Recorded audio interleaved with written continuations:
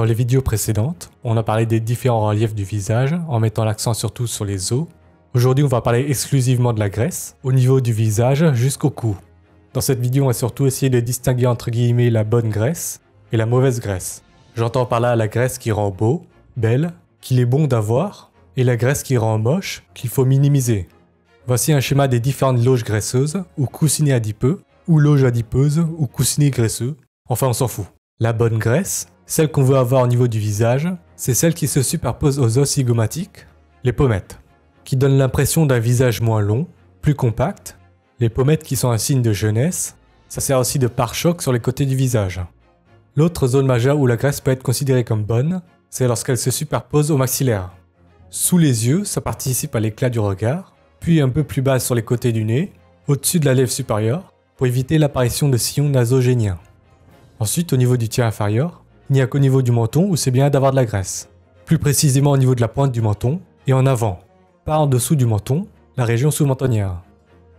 Au niveau du tiers supérieur, dans une moindre mesure, c'est seulement au niveau des tempes et des arcades sourcilières que la graisse est bonne. Chez les hommes, ça contribue un peu au regard ténébreux ou au regard de chasseur. Chez les femmes, ça prévient un peu les paupières supérieures tombantes, un truc qui vient avec le vieillissement.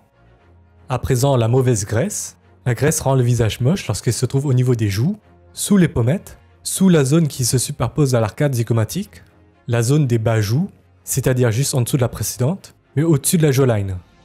D'autres zones où la graisse est à minimiser, il y a la région sous-mentale, sous le menton, et au niveau du cou. Pour faire simple, la graisse rend laid lorsqu'elle ne permet pas la mise en valeur des pommettes, ne permet pas un aspect de triangle inversé des visages. La graisse rend aussi laid lorsqu'elle ne permet pas une bonne définition de la jawline et du menton. Idéalement, il faut avoir l'angle cervico-mentonnier, l'angle entre le cou et le menton, qui tend vers les 90 degrés. La graisse rend beau lorsqu'elle élargit la partie haute du visage au niveau des pommettes, lorsqu'elle contribue à une bonne projection vers l'avant et le haut des différents reliefs du tiers moyen, zygomatique et maxillaire. D'ailleurs, pour savoir où c'est beau et où c'est moche d'avoir de la graisse, il suffit de chercher sur internet les zones où s'effectuent les plus souvent les lipofillings et liposuctions. Est-ce qu'on peut, sans médecine ou chirurgie esthétique, modeler son visage, ajouter de la graisse au bon endroit ou en retirer là où c'est moche naturellement?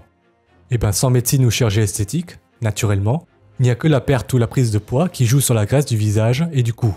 Et malheureusement, vous ne pouvez pas ajouter ou retirer de la graisse de façon sélective avec un régime. La répartition de la graisse, c'est une question de génétique, donc de hasard. Il y en a qui ont de la chance, ils arrivent à garder un regard éclatant, garder du gras au niveau des maxillaires et pommettes, même lorsqu'ils sont maigres. Ils arrivent à conserver une bonne définition de la mâchoire même en prenant du poids.